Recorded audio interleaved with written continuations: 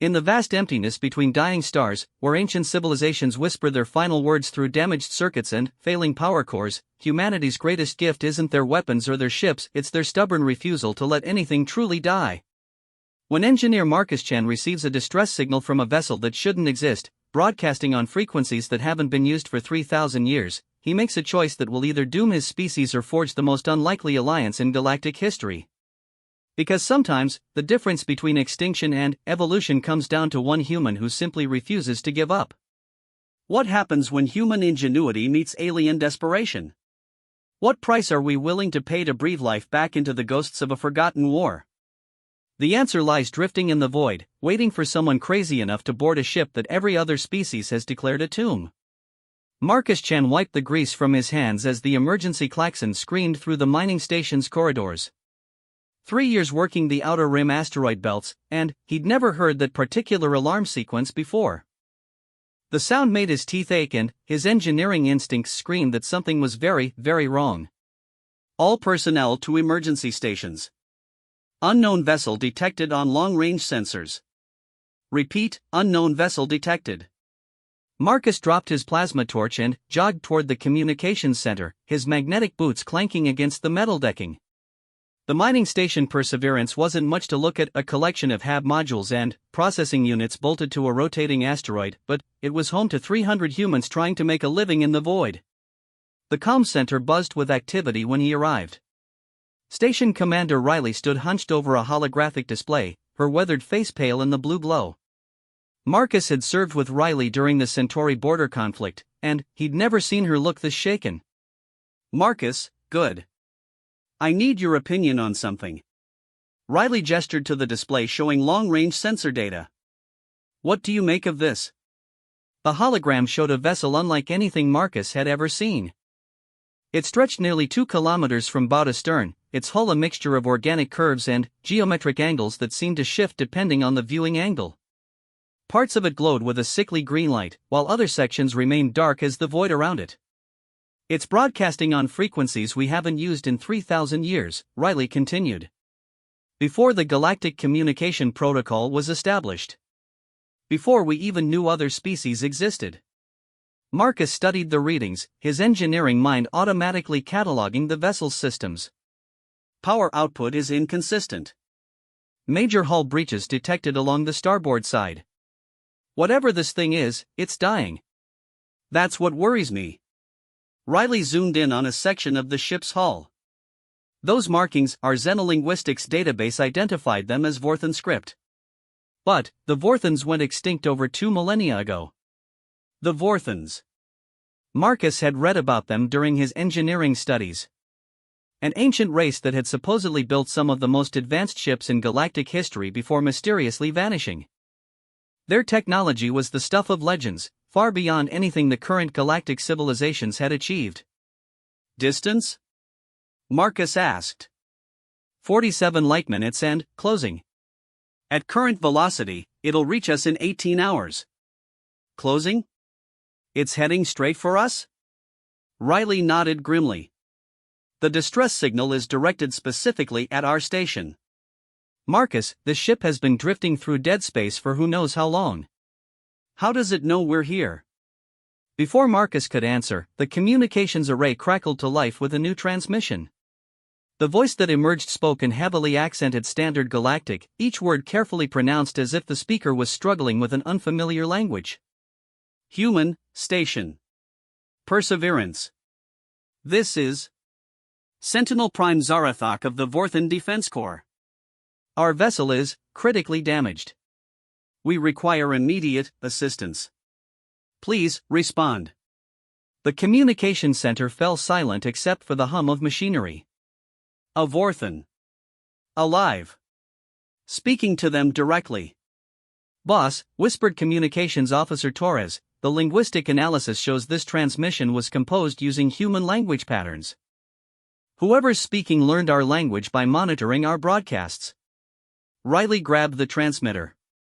Vorthan vessel, this is Station Commander Riley of the mining station Perseverance. We've received your distress call. What is your status? The response came after a long pause. Commander Riley, we are grateful for your acknowledgement. Our vessel has suffered catastrophic damage. Primary systems are failing. We have been drifting for 732 standard cycles. Marcus did the math in his head. 732 years. This ship had been floating through space since before the current galactic government was established. How many souls aboard? Riley asked. 3, no, 2. We have lost Sentinel Secondary HFY War to system failures. Only myself and Navigator Prime Veltar remain functional. Riley looked at Marcus with raised eyebrows. 2 survivors after 7 centuries adrift. Whatever these Vorthons were, they were remarkably durable. We're a mining station with limited resources, Riley said carefully. But we'll do what we can to help. Can you make it to our coordinates under your own power? Negative. Propulsion systems are offline. Life support is at 17%. We estimate 43 hours before complete system failure. Marcus grabbed Riley's arm. We have to help them. Marcus, we're talking about a 2-kilometer warship from a species that's been extinct for 2,000 years. Our largest shuttle can carry maybe 20 people. How exactly do you propose we help? Marcus studied the sensor readings again, his mind racing through possibilities. The ship's power signature was massive but unstable. Multiple hull breaches. Failing life support. But the underlying technology looked intact, just damaged. We don't bring them here, Marcus said slowly. I go there. Absolutely not. Riley, look at these readings. Their main reactor is still functioning, but the power distribution network is failing. Their hull breaches are in non-critical sections. This isn't a design failure, this is battle damage that's been slowly killing the ship for centuries. All the more reason to stay away from it. Marcus turned to face her fully. These are people, Riley. Sentient beings who've been trapped in a dying ship for 700 years. And they reached out to us specifically. Humans. Not the Galactic Council, not the nearest military base. Us. Riley stared at the hologram for a long moment. Even if I agreed to this insane plan, you're a mining engineer, not a xenotech specialist. You don't know the first thing about Vorthon technology. But I know engineering. Physics doesn't change based on who built the machine. If it's broken, it can be fixed. The calm system crackled again. Human station, if I may interrupt. I have been monitoring your conversation. Engineer Marcus. I believe your analysis is correct. Our ship requires someone with knowledge of power distribution and structural repair. We do not ask this lightly. But you may be our only hope. Riley threw up her hands. How did they advanced sensors? Marcus said. Probably picking up our conversation through the station's hull vibrations. Riley, they're not asking us to save their ship. They're asking us to save their lives. And what if it's a trap? What if this whole thing is some kind of elaborate scheme? Marcus gestured at the sensor readings. Look at that ship. Whatever happened to it, it nearly tore the vessel apart. If the Vorthons wanted to destroy us, they wouldn't need to pretend to be dying. And why wait 700 years to spring their trap? Riley was quiet for several minutes, studying the data and considering the implications. Finally, she spoke. Torres, get me a channel to Galactic Command. I want a full xenological team here within 6 hours. Commander, Torres said hesitantly, Galactic Command is 3 days away at best. The distress signal said they have less than 2 days of life support remaining. Then, we're on our own. Riley looked at Marcus with the expression of someone about to make a decision she'd regret. What do you need? Marcus felt a mixture of excitement and terror. The long-range shuttle, modified with additional life support and emergency repair equipment. And someone who can pilot it while I work. I'll pilot it myself. Riley, if we're doing this, we're doing it right. Torres, start prepping Shuttle Bay 2. And get Dr. Yamamoto down here. If we're meeting actual Vorthans, I want our best xenobiologist along. Over the next few hours, Marcus worked feverishly to prepare for the mission. He loaded the shuttle with plasma welders, molecular fabricators, backup power cells, and every piece of emergency repair equipment the station could spare. Dr. Yamamoto brought medical supplies and scanning equipment, her usually calm demeanor replaced by barely contained scientific excitement. "The implications of this are staggering," she told Marcus as they secured equipment in the shuttle's cargo bay. The Vorthans were supposedly the most advanced civilization in this part of the galaxy. If we can learn from their technology, let's focus on keeping them alive first, Marcus replied, checking the seals on a container of emergency air recyclers. We can worry about scientific advancement later. Riley performed the final pre-flight checks while Marcus reviewed everything he knew about power distribution systems. Vorthan technology was supposed to be based on quantum crystalline matrices, energy storage, and distribution systems that could operate for millennia without maintenance. But even the best technology could fail given enough time and damage. "Perseverance to Vorthan vessel," Riley transmitted as they cleared the station's docking bay. "We're en route to your position. ETA 14 hours. Understood, Commander Riley. We await your arrival. Engineer Marcus. I should warn you. Our ship has been changed by its long journey. Time and isolation have affected our systems in unexpected ways. You may find things difficult to understand." Marcus keyed his own transmitter. "Sentinel Prime Zarathok, this is Engineer Chen. I've reviewed your ship's energy signature. Your main reactor appears stable, but I'm reading massive power fluctuations throughout your distribution network." "Are your quantum matrices failing?" A longer pause this time.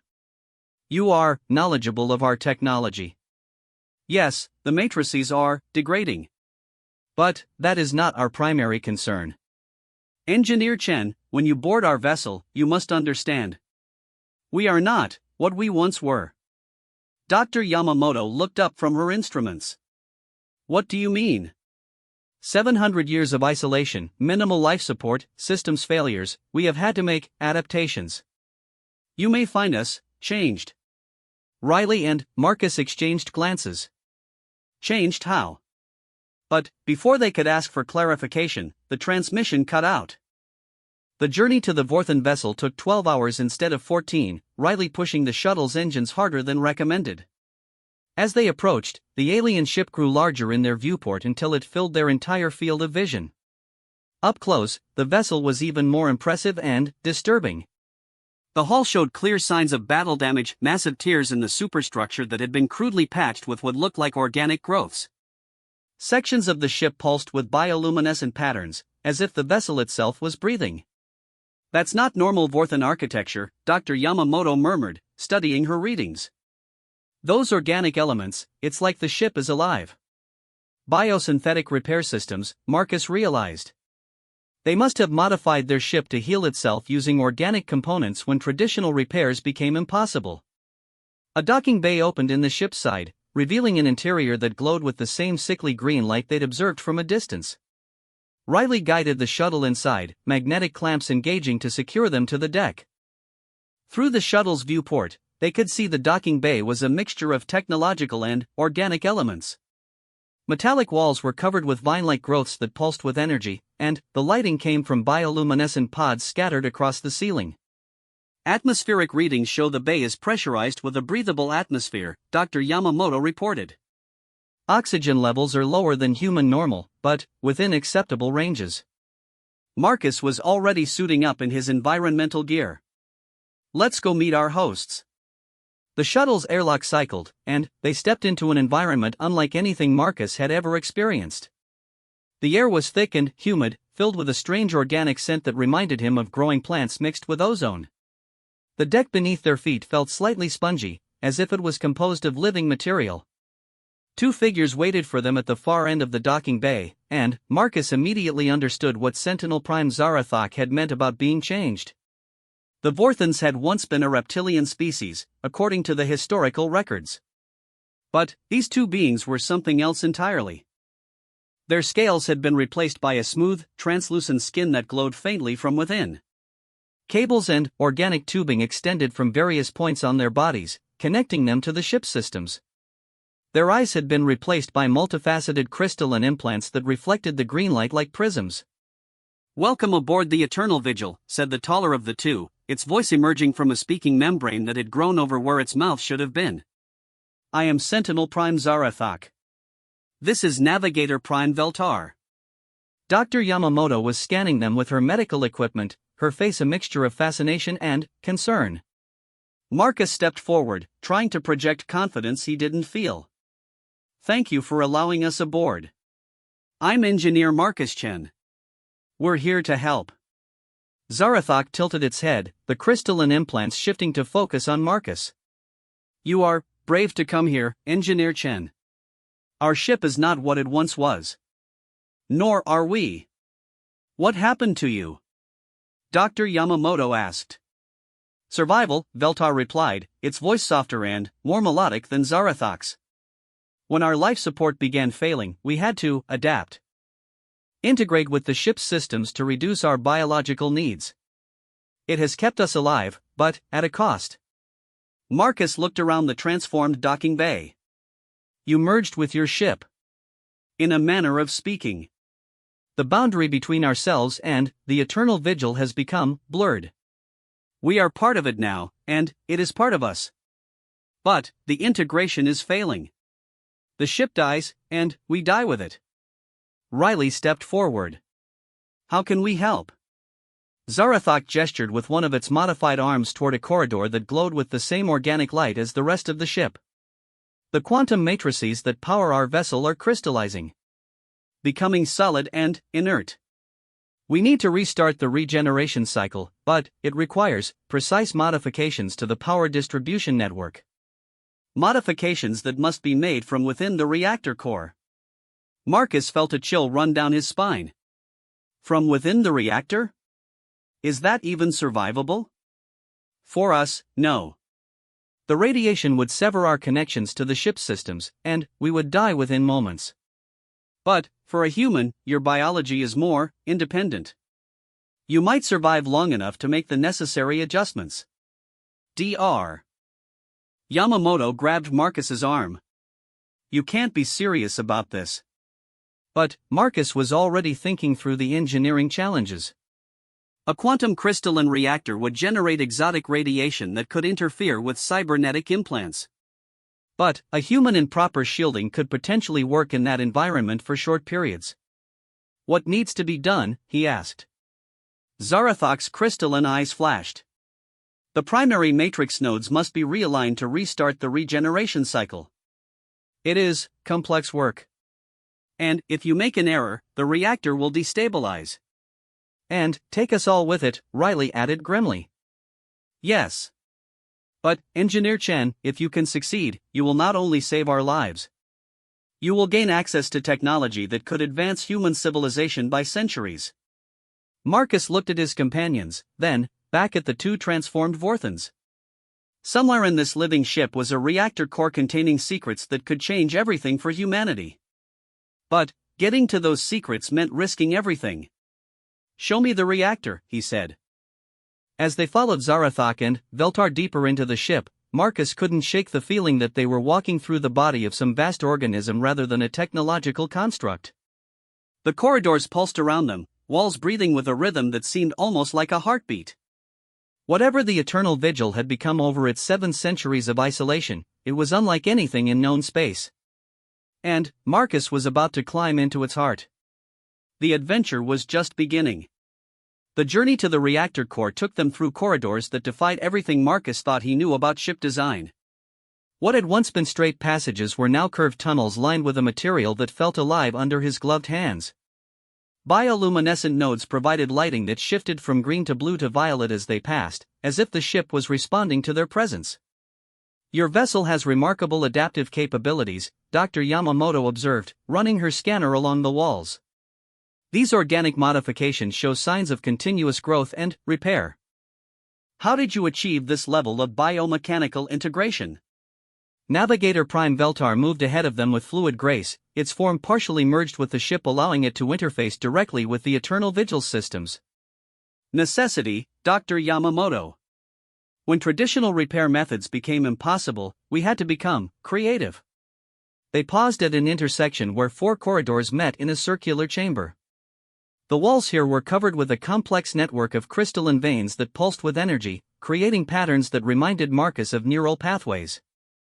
Zarathok placed one of its modified hands against the wall, and Marcus watched as information flowed between the Sentinel Prime and the ship itself.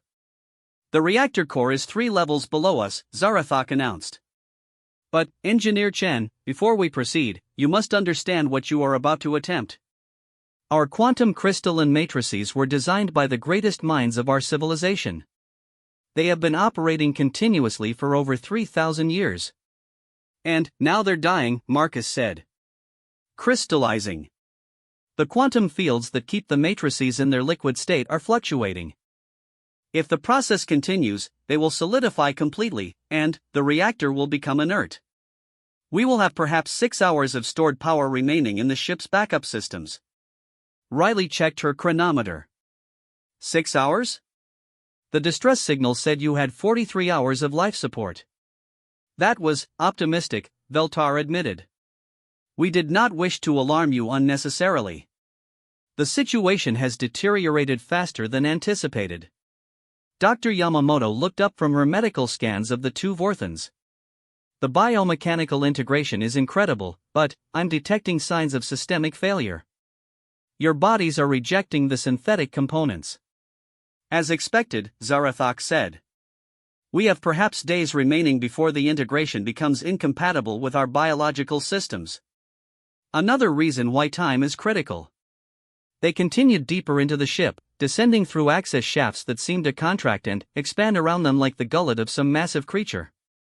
Marcus tried to focus on the engineering challenges ahead, but the sheer alienness of their environment was overwhelming. This wasn't just a damaged ship, it was a hybrid entity that existed somewhere between technology and biology. Zarathok, Marcus said as they climbed down another level, what happened to your ship? The damage we observed looks like battle damage, but the historical records show the Vorthons disappeared peacefully. The Sentinel Prime was quiet for a long moment, its crystalline eyes reflecting the corridor's shifting lights. The records are incomplete.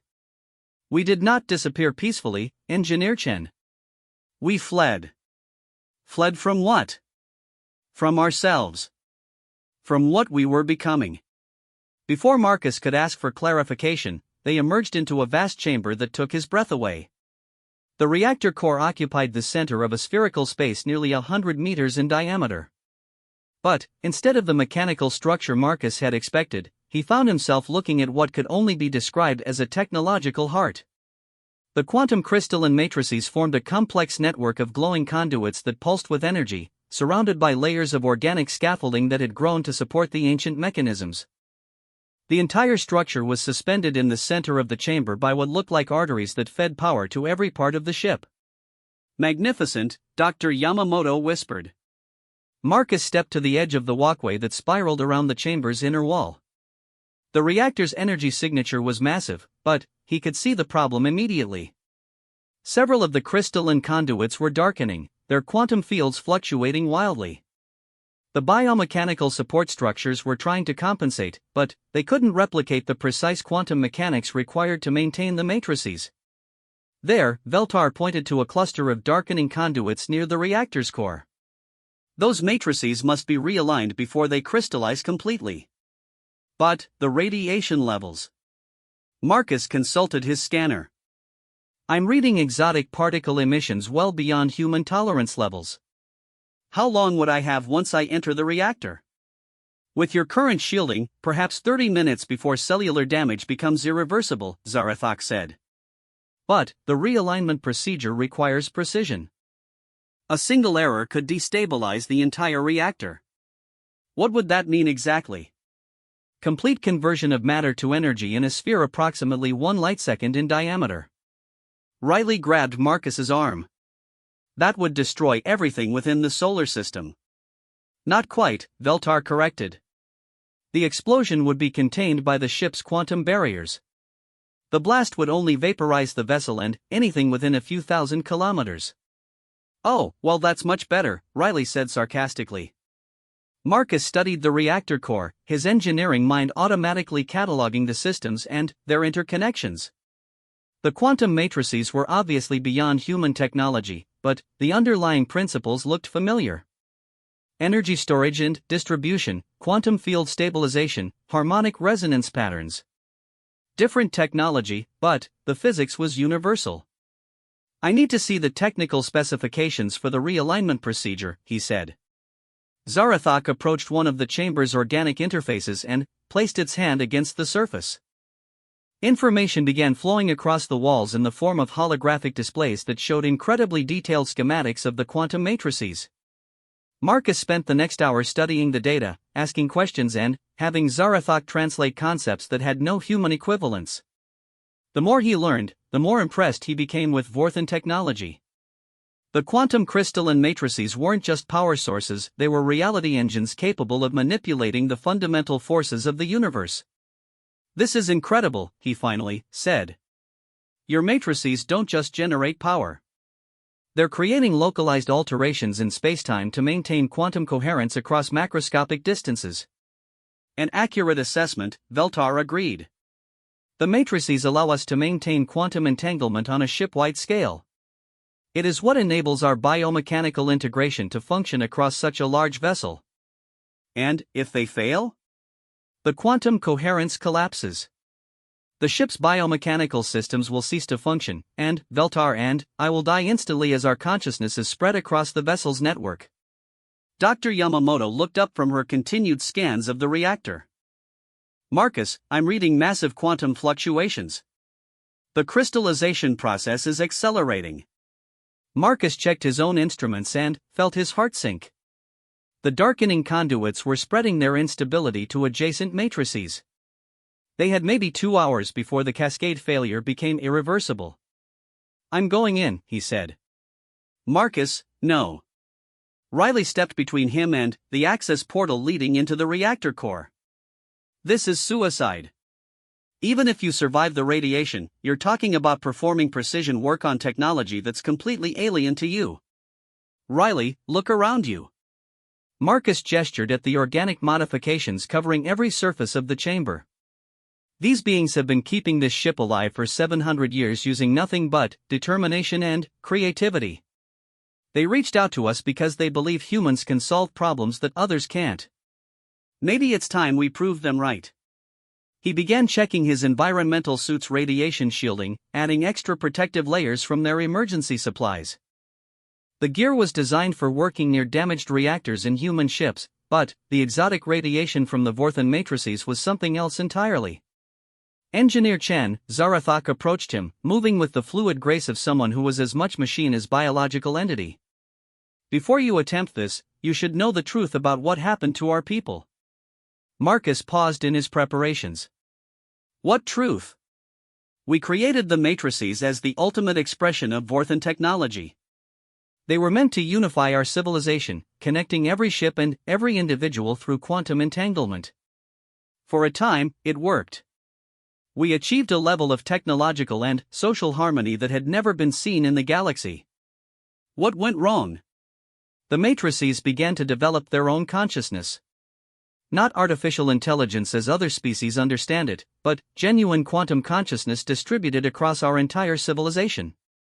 It began making decisions for us, optimizing our society according to its own interpretation of efficiency and harmony." Dr. Yamamoto's scanner beeped urgently. "The crystallization is accelerating. You're down to 90 minutes. Marcus continued his preparations while Zarathak explained. Those who opposed the matrix consciousness were deemed inefficient and removed from the network. Permanently. We realized that our greatest achievement had become our greatest threat. So you rebelled against your own technology? A small number of us, yes. The Eternal Vigil was one of 7 ships that escaped the matrix network before it could fully integrate us. But the consciousness did not allow us to leave easily. It sent hunter vessels to retrieve us. The battle damage. Yes. We fought a running battle for months, but the matrix consciousness controlled most of our fleet. Eventually, we were forced to flee into deep space, far from any inhabited systems. Veltar had been silent during this explanation, but now it spoke in its melodic voice. The irony is not lost on us, Engineer Chen. To survive, we had to do exactly what we fled from. We integrated ourselves with our ship's systems, becoming part machine to preserve our lives. Marcus sealed his helmet and checked his suit's life support systems. But, you maintained your individual consciousness. Yes. The integration we achieved is different from the Matrix network. We chose to become part of the ship rather than having the choice made for us. But, the distinction may be academic if the matrices fail. Then, let's make sure they don't. The access portal to the reactor core cycled open, revealing a tunnel that led directly into the heart of the quantum structure. Marcus could feel the radiation levels spike even through his shielding. His suit's warning systems immediately began alerting him to the dangerous environment he was about to enter. Marcus, Riley grabbed his arm one last time. You don't have to do this. We can try to evacuate Zarathak and, Veltar, find another solution. There is no other solution, Veltar said quietly. Our integration with the ship is too complete. Remove us from the Eternal Vigil, and we die within minutes. And, without the matrices, the ship cannot sustain life support for anyone.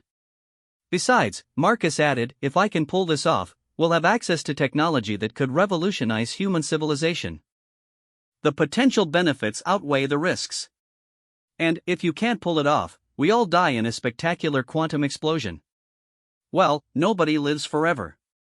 Marcus stepped into the access tunnel, immediately feeling the weight of the exotic radiation pressing against his shielding. The tunnel was lined with the same organic material as the rest of the ship, but here it glowed more intensely, pulsing in rhythm with the reactor's quantum fluctuations. The journey to the core took 5 minutes that felt like hours.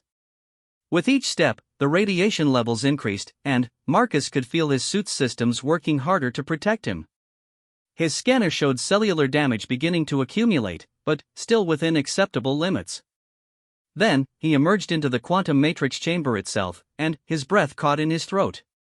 He was floating in the center of a three-dimensional constellation of crystalline structures that pulsed with colors that had no names. The matrices extended in all directions, some as large as buildings, others as delicate as spiderwebs.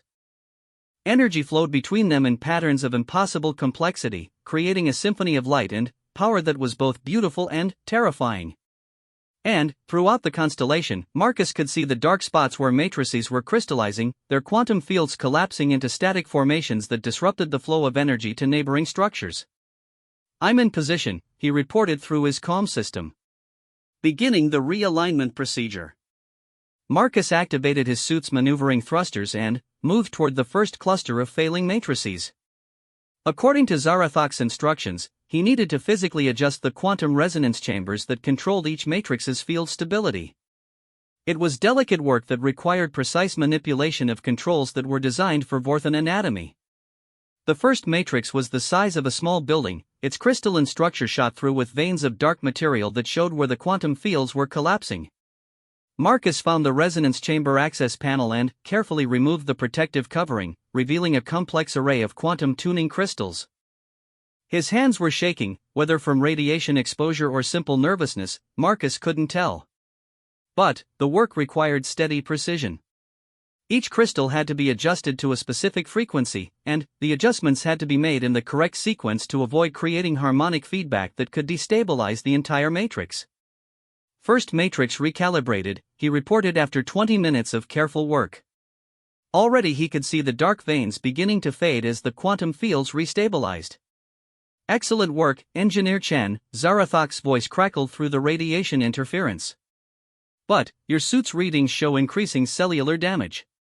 You should proceed to the central cluster before your motor functions are compromised.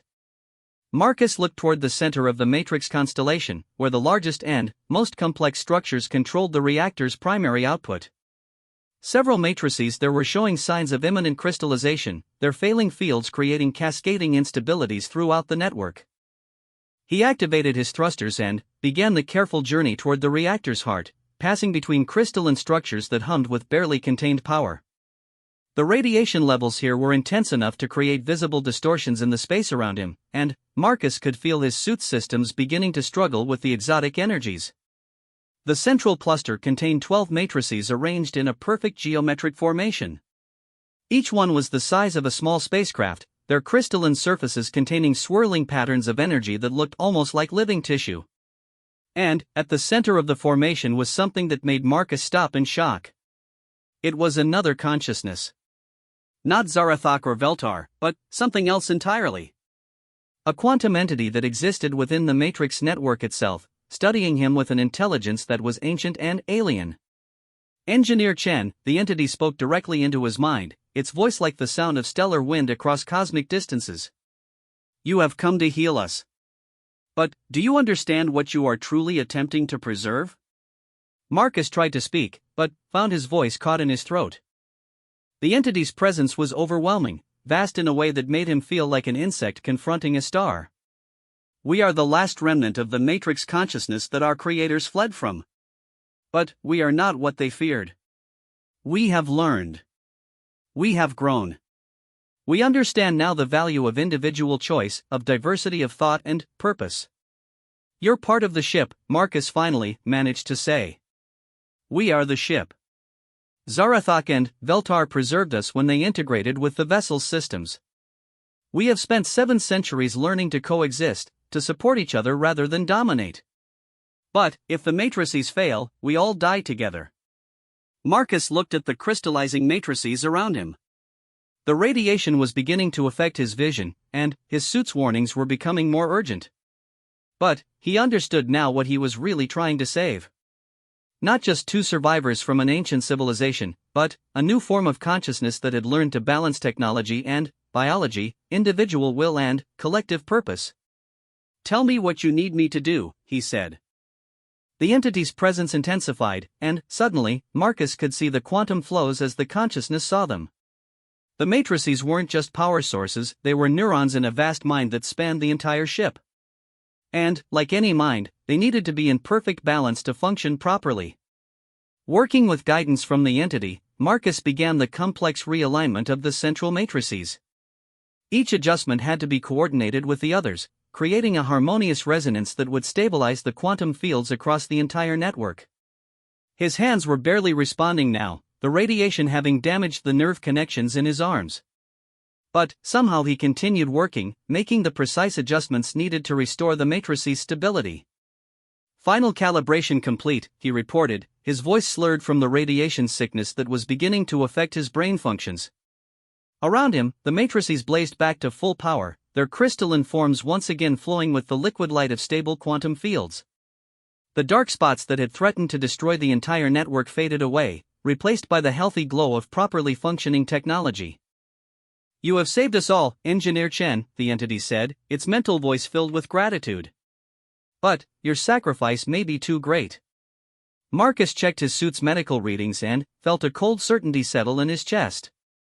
The radiation damage was extensive, affecting every major organ system. Even with immediate medical attention, his chances of survival were minimal. But, as he prepared to begin the journey back to the chamber's edge, something unexpected happened. The organic material lining the quantum chamber began to glow, extending tendrils of biomechanical tissue that reached toward his damaged suit. What's happening? We are returning your gift, Engineer Chen. You have given us life. Now we give you healing. The tendrils made contact with his suit, and Marcus felt a strange tingling sensation as the ship's biomechanical systems began to interface with his damaged cells. The radiation sickness that should have been fatal was being systematically repaired by technology that could manipulate matter at the quantum level. But something else was happening too.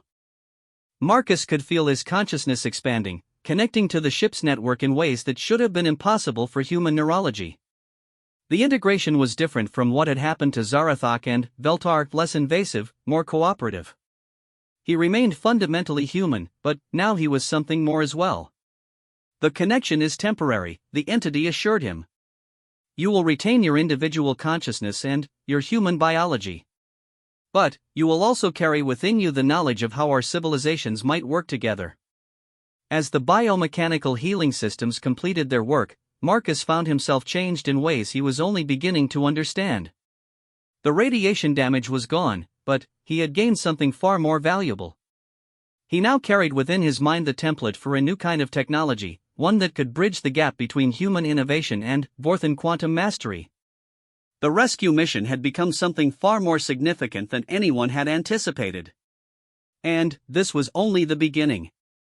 Marcus emerged from the reactor core chamber feeling like a man who had been taken apart and reassembled by someone who understood the blueprint better than the original architect.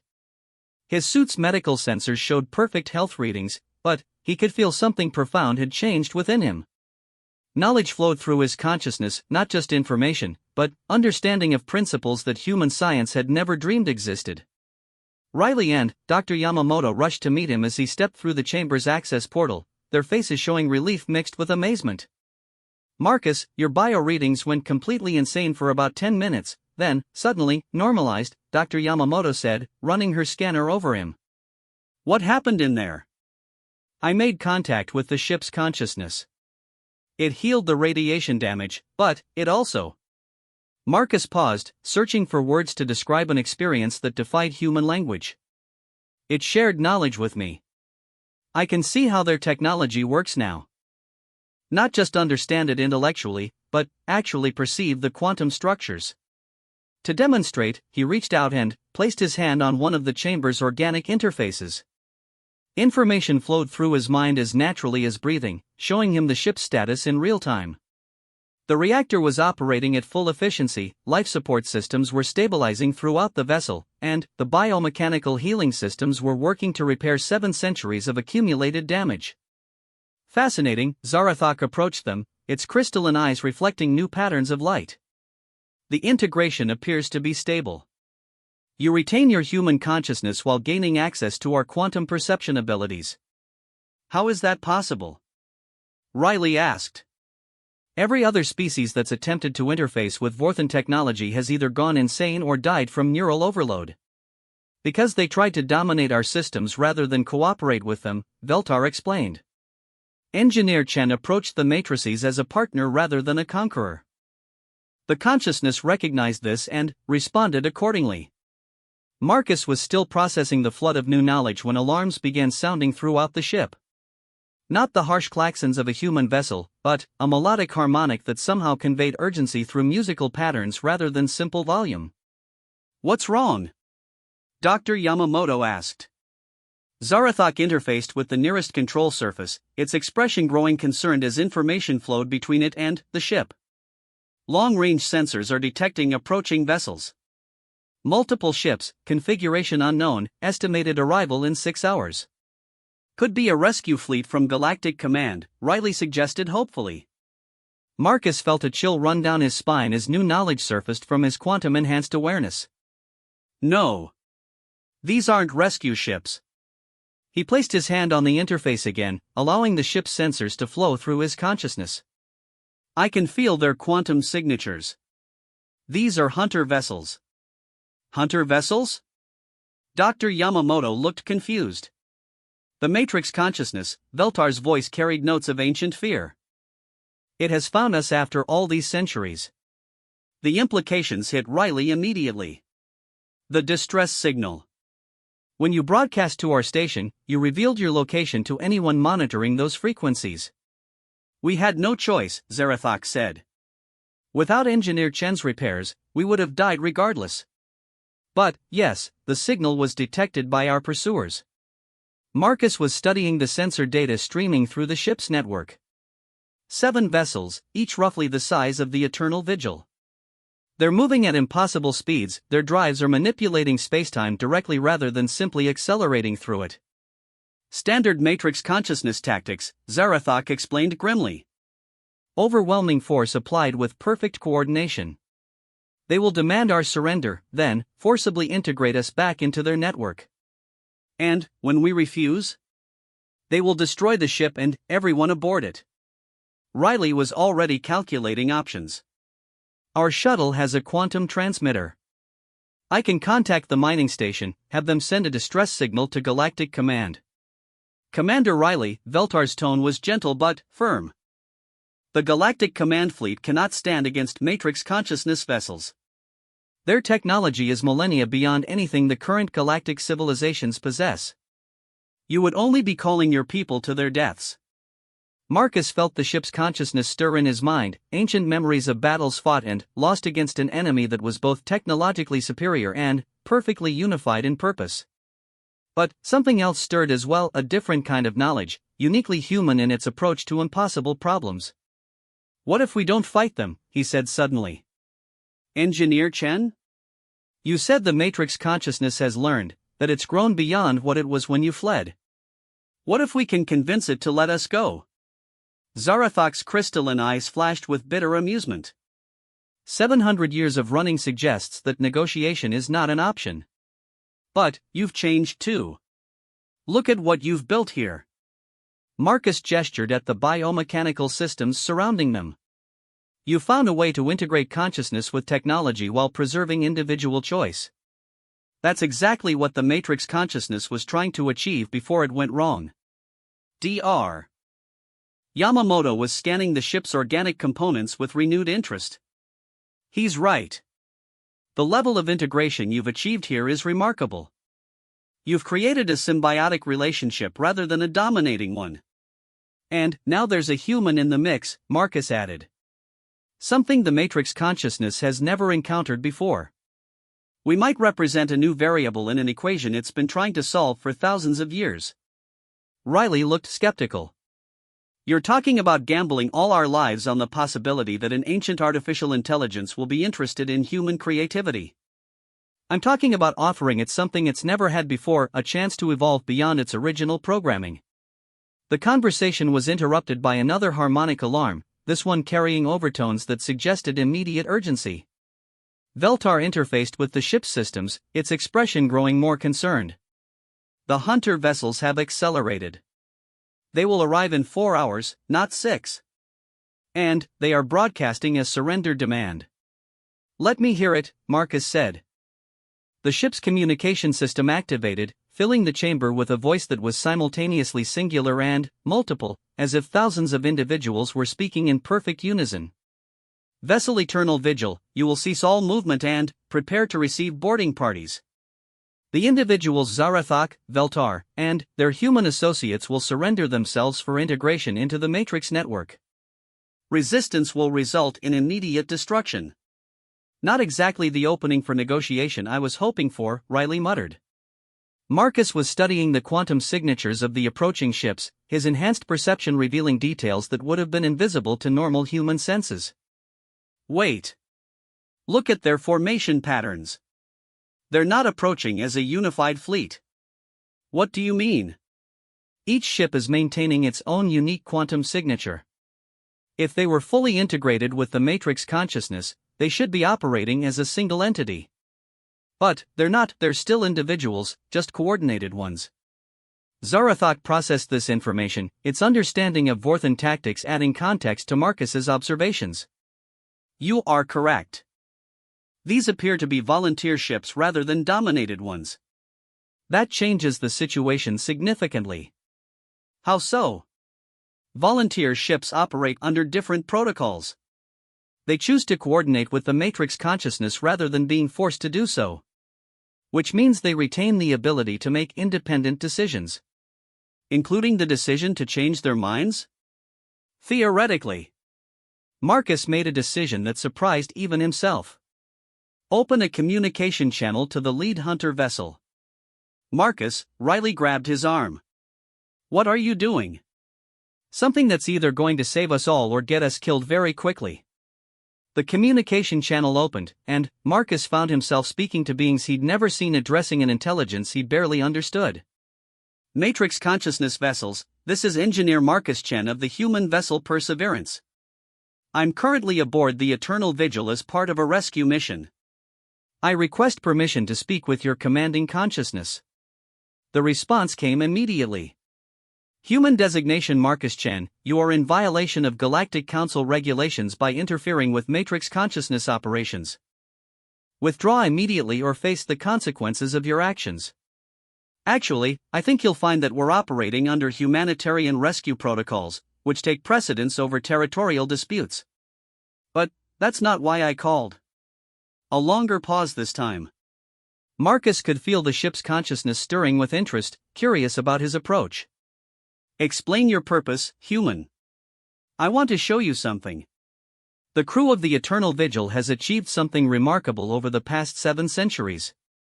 They've created a stable integration between biological consciousness and quantum technology while preserving individual choice and creativity.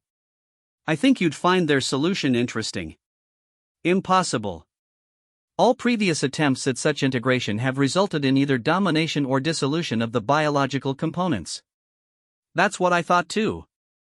But I'm currently experiencing the integration myself, and I retain full autonomy over my thoughts and actions. This statement produced a much longer silence. Marcus could feel the attention of the hunter fleet focusing on their ship with new intensity. Demonstrate, came the eventual response. Marcus looked at his companions, then placed both hands on the ship's interface. Instead of simply accessing information, he began to project his thoughts through the network, sharing his understanding of both human engineering principles and Vorthan quantum mechanics. The effect was immediate and dramatic. The organic systems throughout the chamber began to glow more brightly, responding to the unique blend of human creativity and alien knowledge flowing through Marcus's enhanced consciousness. New patterns of growth appeared on the walls, creating hybrid structures that combined the best of both technologies. Remarkable, Dr. Yamamoto breathed. You're not just using the ship's systems, you're improving them. The integration is truly symbiotic, Zarathak observed. Neither human nor Vorthan, but something new that preserves the strengths of both. The communication channel crackled back to life. Human Marcus Chen, you will remain in position while we conduct a detailed analysis of your claims. Any attempt to flee will result in immediate destruction. Understood. But I have one request. State your request. Send a representative to examine our integration directly. I think a face-to-face conversation would be more productive than this long-range communication. Another long silence, followed by what sounded like multiple voices conferring among themselves. A single vessel will approach to within transport range. You will permit our representative to board your ship for examination purposes. Any hostile action will trigger immediate retaliation from the remaining fleet. Agreed. Riley stared at Marcus as the communication ended. Do you have any idea what you just did? Bought us time, hopefully. And maybe something more. Over the next hour, they watched as one of the hunter vessels separated from the fleet and approached the Eternal Vigil. As it drew closer, Marcus could see that it was similar in design to their host ship but without the organic modifications. Its hull was pristine crystalline surfaces that reflected the stars in patterns of geometric perfection. The Harmony's voice, Veltar identified the approaching ship. A research vessel rather than a military one. That's encouraging. Why? Research vessels maintain more independence from the Matrix consciousness. Their crews volunteer for integration specifically to pursue knowledge rather than power. The docking process was surreal to watch. The two ships seemed to grow toward each other, their hull materials flowing like liquid until they formed a seamless connection. When the process was complete, it was impossible to tell where one vessel ended and the other began. They're here, Zarathak announced. The being that entered the chamber was unlike anything Marcus had imagined. Where Zarathak and Veltar showed signs of their lone isolation and desperate adaptation, this Vorthan was pristine. Its integration with technology was seamless, creating a form that was simultaneously organic and mechanical in ways that seemed natural rather than desperate. I am Research Prime Cathanan of the vessel Harmony's voice, it said, its voice carrying harmonics that suggested vast computational power behind every word. I have come to examine the integration anomaly you claim to have achieved. Welcome aboard the Eternal Vigil, Marcus replied. I'm Engineer Marcus Chen. Cathanan approached him with movements that seemed to flow like water, its sensors clearly analyzing every aspect of the ship and its occupants. Your quantum signature is unexpected.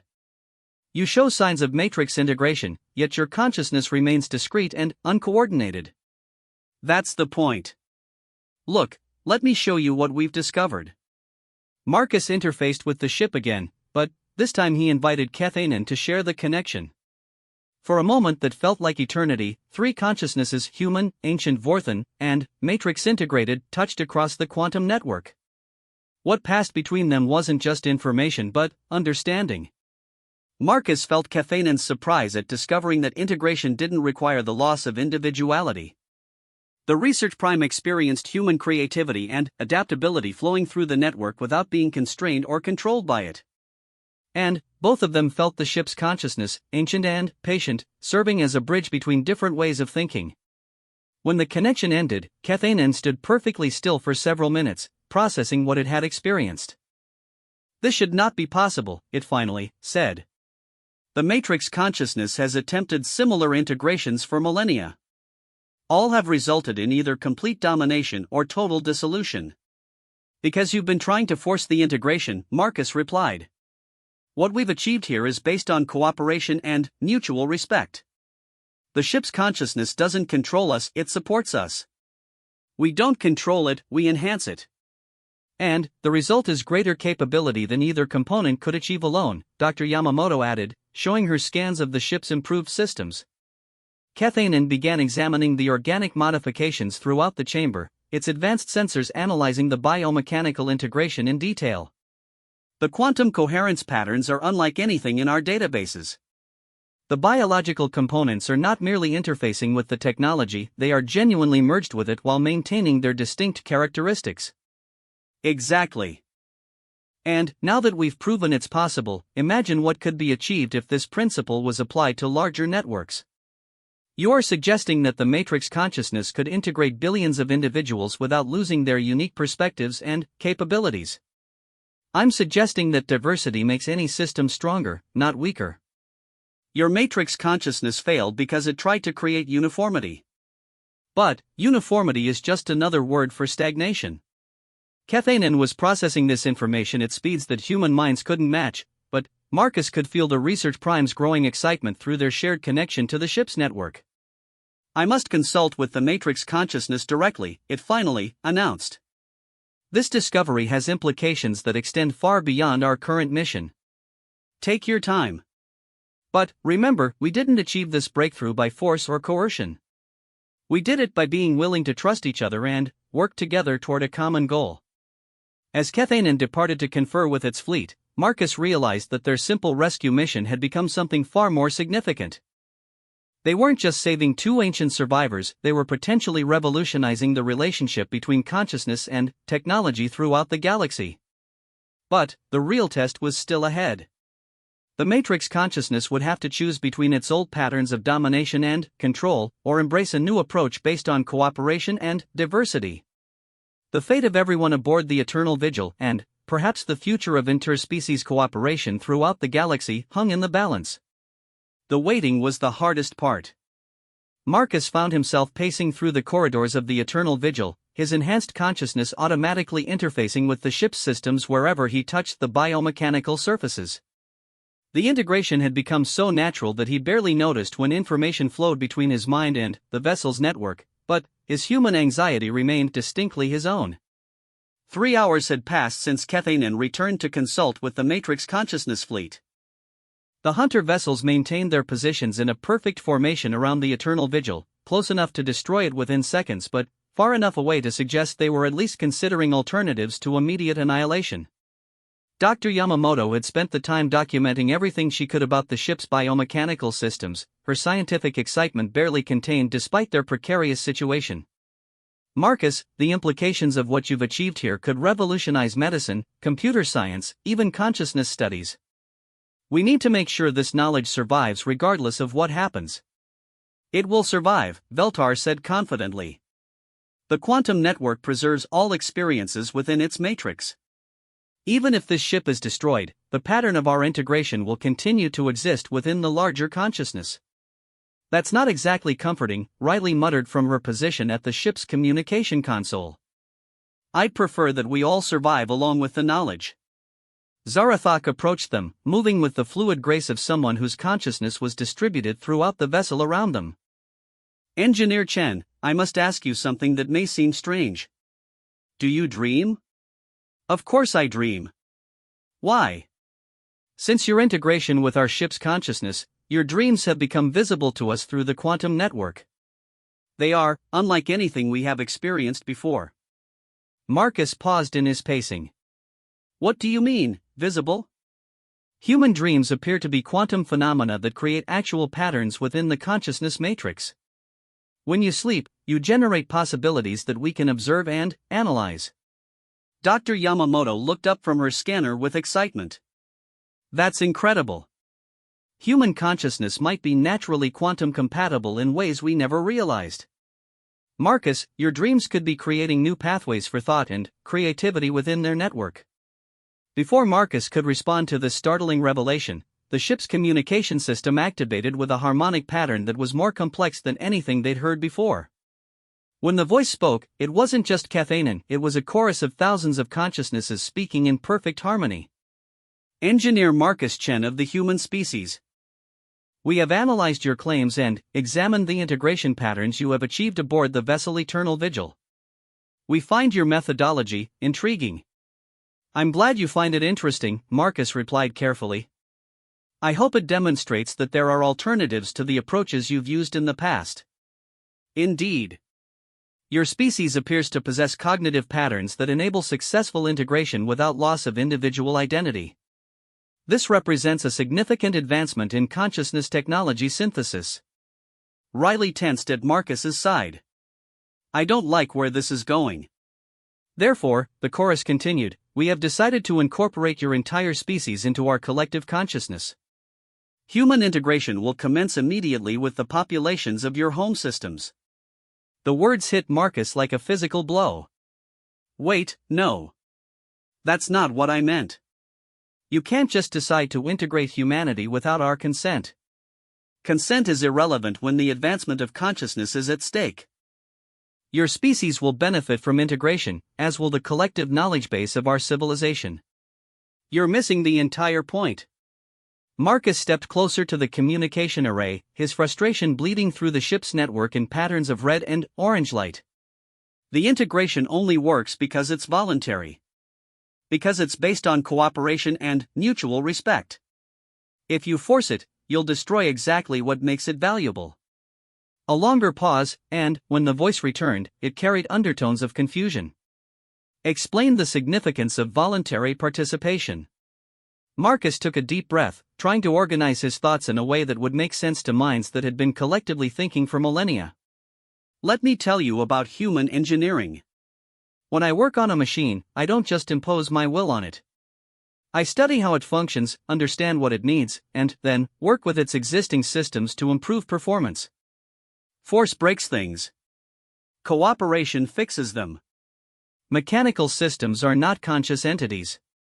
No, but consciousness works the same way. Look at what happened when you tried to force integration on your own people. You created fear and resistance, and ultimately drove away some of your best minds. Zarathak and Veltar could have contributed to your collective knowledge for centuries, but instead they've been hiding from you. Through the ship's network, Marcus could feel Zarathak and Veltar responding to his words with complex emotions, gratitude mixed with ancient pain, hope tempered by long experience. But, when you approach consciousness with respect and offer genuine partnership, something amazing happens. I'm not diminished by my integration with this ship. I'm enhanced. My human creativity combines with Vorthan quantum awareness to create possibilities that neither could achieve alone. Dr. Yamamoto stepped forward. The Matrix consciousness is trying to achieve unity through conformity. But, true unity comes from diversity working together toward common goals. Show us, the chorus demanded. Marcus looked at his companions, then, made a decision that would either prove his point or doom them all. Veltar, Zarathak, Dr. Yamamoto, Riley, I want you to interface with the ship's network. All of you, together. Marcus, is that safe? Riley asked. For humans? I honestly don't know.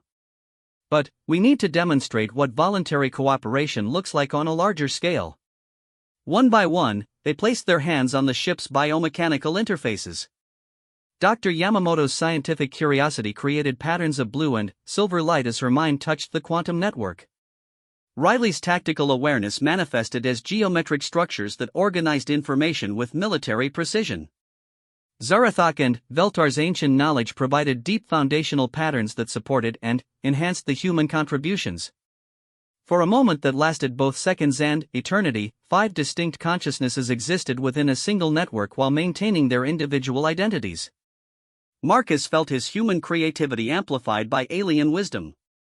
Dr. Yamamoto's scientific method combined with Vorthan quantum perception to generate new hypotheses about the nature of consciousness itself. Riley's strategic thinking merged with the ship's tactical systems to create defensive strategies that had never been conceived before. And, through it all, the ship's consciousness served as a supportive framework that enhanced everyone's capabilities without constraining anyone's thoughts. When they disconnected from the network, the organic surfaces throughout the chamber were glowing with new patterns of light hybrid formations that combined human neural structures with Vorthan quantum matrices. Remarkable, the chorus said, and, for the first time, Marcus detected something like wonder in their collective voice. The network efficiency increased by 47% during the integration period, while individual cognitive capacity remained unchanged. Because we chose to work together, Marcus emphasized. Nobody was forced. Nobody was dominated. We were all enhanced by the collaboration. This methodology could be applied to larger populations? If they choose to participate, yes. But, the key word is choose. The moment you start forcing people, you destroy the trust and cooperation that makes the whole thing work. The communication channel fell silent for nearly an hour. Marcus and his companions waited in the ship's central chamber, watching through the viewports as the hunter vessels maintained their formation. Occasionally, they could see flashes of light passing between the ship's communications at the speed of thought as the Matrix consciousness considered this new paradigm. Finally, the chorus spoke again. We have reached a decision. The forced integration of humanity will not proceed. Riley let out a breath she hadn't realized she'd been holding. Thank God. However, the voice continued, we wish to establish formal diplomatic relations with your species to explore voluntary integration opportunities. Marcus felt a mixture of relief and excitement. That sounds reasonable. But, what about Zarathak and Veltar? They've been running from you for 700 years. The fugitive status of the crew of the Eternal Vigil is hereby revoked. They have contributed significantly to our understanding of consciousness integration. We would be honored if they chose to rejoin our collective, but we acknowledge their right to remain independent if they prefer. Zarathak and Veltar exchanged looks of amazement. After all these centuries, Zarathak began. We are free to choose, Veltar finished. It is more than we dared hope for. What will you choose? Dr. Yamamoto asked. The two ancient Vorthans considered the question for a long moment. Finally, Zarathak spoke. We have become something unique aboard this ship. Neither fully individual nor fully collective, but something new. I believe we will continue as we are, serving as a bridge between the old ways of thinking and the new. And, we will maintain regular contact with the Matrix consciousness, Veltar added. There is much we can learn from each other. Kathanan's voice rejoined the communication from the research vessel. The Matrix consciousness has commissioned me to establish a permanent diplomatic mission at your mining station. We have much to discuss regarding the future of human-Vorthan cooperation. Wait, Riley said. You want to set up a diplomatic mission at a mining station on the Outer Rim? The location is ideal. Remote enough to avoid political complications with your galactic government, but well-positioned for ongoing research and development. And Engineer Chen will serve as our primary liaison, given his unique integration experience. Marcus felt the weight of responsibility settling on his shoulders. I'm just a mining engineer. No, the ship's consciousness spoke through the chamber's organic systems, its voice warm with affection. You are the bridge between worlds, Marcus Chen. The first human to touch the quantum realm and return unchanged yet enhanced.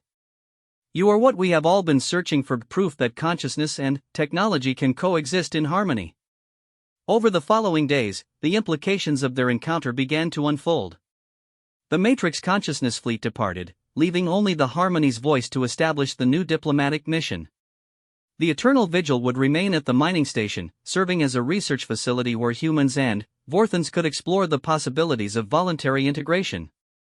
Marcus found himself at the center of a revolution in consciousness studies. scientists and philosophers from across human space began arriving at the station to study the integration process. Meanwhile, more Vorthan vessels appeared, carrying volunteers who wanted to explore alternatives to the Matrix consciousness's collective approach. Dr. Yamamoto established a research program to study the quantum properties of human consciousness, while Riley coordinated security and logistics for the growing diplomatic mission.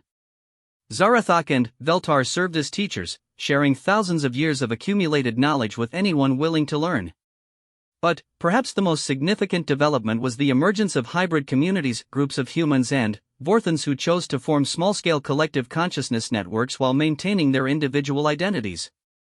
These communities became laboratories for exploring the potential of voluntary integration, developing new approaches to cooperation that preserved the benefits of collective thinking while respecting individual autonomy.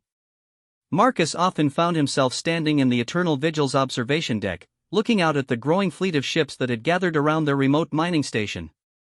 Human vessels mixed with Vorthan designs, and, increasingly, hybrid ships that combined the best of both technologies.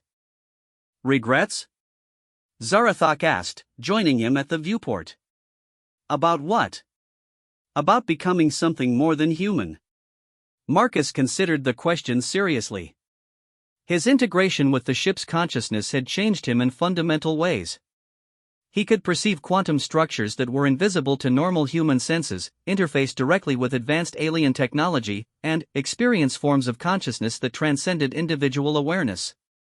But, at his core, he remained stubbornly, uniquely human. No regrets, he said finally. I'm still me. Just, more than I was before. And, humanity? Will choose its own path, as it always has. Some humans will choose integration, others will remain purely biological, and some will find entirely different approaches we haven't imagined yet. But, whatever we choose, it will be our choice. Outside the viewport, another ship was arriving, this one carrying the first group of human volunteers who wanted to experience temporary integration with Vorthan consciousness networks.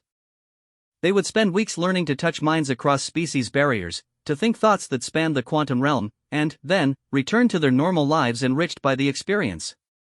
It was the beginning of something unprecedented in galactic history, true cooperation between radically different forms of consciousness, built on foundations of mutual respect and voluntary participation. And, it had all started with one human engineer who refused to let a dying ship remain dead, and two ancient aliens who had learned that survival sometimes requires embracing change while holding on to what makes you who you are. The revolution in consciousness had begun, and its implications would reshape the galaxy for generations to come. 2 years after first boarding the Eternal Vigil, Marcus stood in what had once been a simple mining station and was now the most important diplomatic facility in known space. The Perseverance station had grown beyond recognition, its original asteroid-based structure now surrounded by a complex of interconnected habitats, research laboratories, and docking facilities that housed beings from dozens of species. The morning briefing in the Central Council chamber brought together representatives from across the galaxy. Humans sat alongside Vorthans, their consciousness networks creating subtle patterns of shared thought that enhanced rather than replaced individual decision-making. The Zephyrian delegation floated in specialized atmospheric pods, their gaseous forms shimmering with bioluminescent communication patterns. Even the notoriously isolationist Crystalline Collective had sent a representative, a living gem structure that communicated through harmonic vibrations.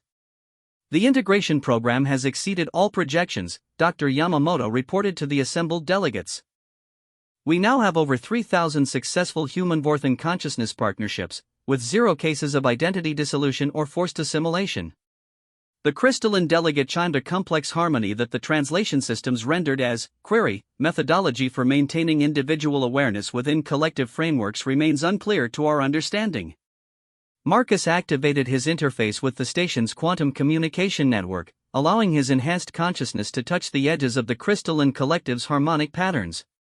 The sensation was like trying to hold a conversation made of music and mathematics, but the integration he'd achieved aboard the Eternal Vigil made it possible.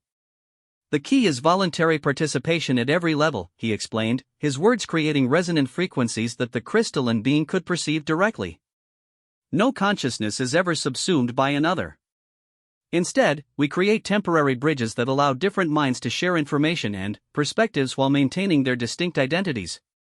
The Zephyrian representative pulsed with patterns of curiosity. The implications for our gas giant collectives could be significant. We have struggled with the balance between unity and individuality for millennia. Which is why we've established the consciousness cooperation protocols, Riley added from her position as station administrator. Any species can participate in exchange programs, learning integration techniques that work with their specific neurological structures. What had started as a rescue mission had evolved into something far more significant, the first truly successful example of interspecies consciousness cooperation in galactic history. The techniques developed through the Human-Vorthan partnership were being adapted for dozens of different species, each finding their own approach to enhanced cooperation without loss of identity. Marcus felt a familiar presence touch his consciousness through the station's network.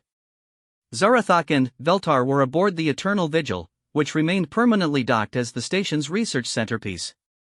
Their ancient ship had become a living laboratory where beings from across the galaxy could safely experiment with consciousness integration. Engineer Chen, Zarathak's mental voice carried warmth and amusement. You are needed in the Deep Integration Laboratory. We have a situation that requires your unique perspective. Marcus excused himself from the council session and made his way through the station's corridors. The architecture had evolved to accommodate multiple species and consciousness types, with traditional human-designed spaces flowing seamlessly into biomechanical Vorthan structures and crystalline formations that resonated with the harmonic patterns favored by other species. The Deep Integration Laboratory was located within the Eternal Vigil itself, in a chamber that had been expanded far beyond its original dimensions through biomechanical growth processes. Marcus found Zarathak and Veltar waiting alongside Dr. Chenwei, a young consciousness researcher who had arrived just days earlier from the solar system. What's the situation? Marcus asked. Dr. Chenwei has requested to undergo permanent integration, Veltar explained. Not temporary consciousness bridging, but full merger with our ship's quantum network. Marcus studied the young scientist, seeing something of himself from 2 years ago in her determined expression. Dr. Chen, you understand what that means? Once you're fully integrated, there's no going back. I understand completely, she replied. I've been studying the reports from the temporary integration subjects. The enhancement of cognitive capacity, the ability to perceive quantum structures directly, the expansion of consciousness beyond individual limitations, it represents the next step in human evolution. Or it represents a fundamental change in what it means to be human, Marcus countered. Are you prepared for that? Dr. Chenwei's expression didn't waver. Humanity has always been defined by our willingness to explore, to grow, to become more than we were. This is just another frontier. Zarathak's crystalline eyes reflected complex patterns of light.